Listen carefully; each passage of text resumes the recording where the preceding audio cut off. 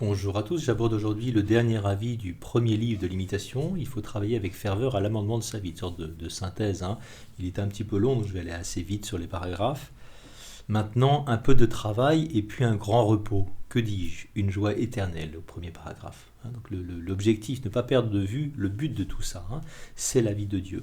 Encore faut-il qu'il nous en donne le goût, effectivement, et ça c'est une grâce à demander. Vous devez conserver une ferme espérance de parvenir à la gloire, mais il ne faut pas vous livrer à une sécurité trop profonde, de peur de tomber dans un relâchement ou la présomption. Donc restez éveillés, ne pas croire que nous sommes arrivés, nous ne sommes pas encore arrivés, donc nous ne sommes pas au ciel.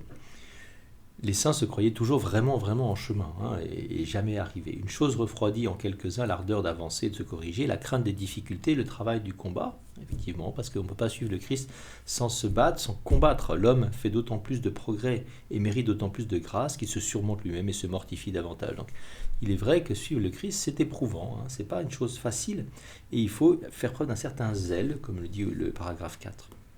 Attachez-vous, petite clé intéressante, particulièrement à éviter, à vaincre les défauts qui vous déplaisent le plus dans les autres. C'est l'effet de miroir. Ce qui me déplaît le plus chez l'autre, souvent, me renvoie à quelque chose de moi-même. Profitez de tout pour votre avancement, en particulier des bons exemples. Prenez garde de commettre la même faute, etc., quand vous voyez des mauvais exemples. Alors, quelque chose qui est au cœur de la vie des chrétiens depuis 2000 ans, que Jésus crucifié vous soit toujours présent. Méditez en particulier sur la passion du Christ, c'est vraiment un lieu source plus grand que n'importe lequel autre. Méditez sérieusement et avec piété la vie des très saintes et la passion du Sauveur, plus spécifiquement la passion, tout ce qui lui est utile et nécessaire. Vous y trouverez tout ce qui vous est utile et nécessaire. Pas besoin de chercher hors de Jésus quelque chose de meilleur. Si Jésus crucifié entrait dans votre cœur, dans notre cœur, que nous serions bientôt suffisamment instruits. Si Jésus crucifié entrait dans notre cœur, numéro 6, que nous serions bientôt suffisamment instruits. Ça, c'est quelque chose à retenir, je pense, peut-être à écrire.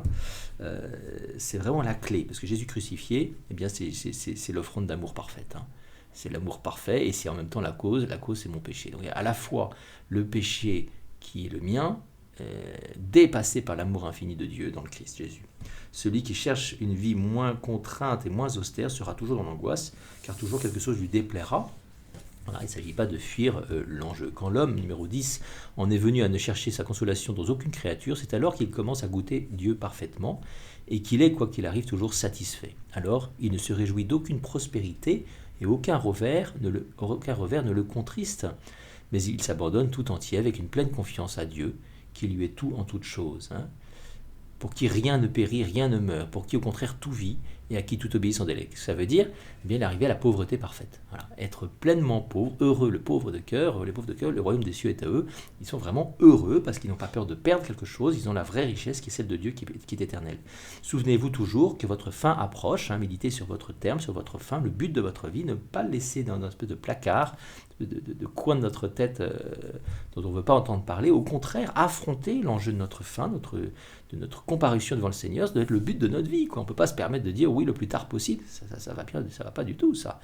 Les vertus ne s'acquièrent qu'avec beaucoup de soins et des efforts constants.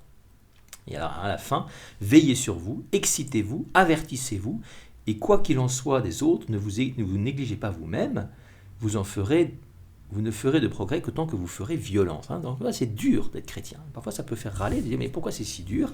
On peut se révolter même, en vouloir à la limite au Seigneur pour ça. C'est pas de sa faute, c'est notre cœur qui est compliqué, elle est malade. Alors, au travail, quel est le travail aujourd'hui que j'ai à affronter le plus sérieusement, le plus important de ma vie? Aujourd'hui, c'est quoi? Quel est mon lieu premier de conversion? Bon courage.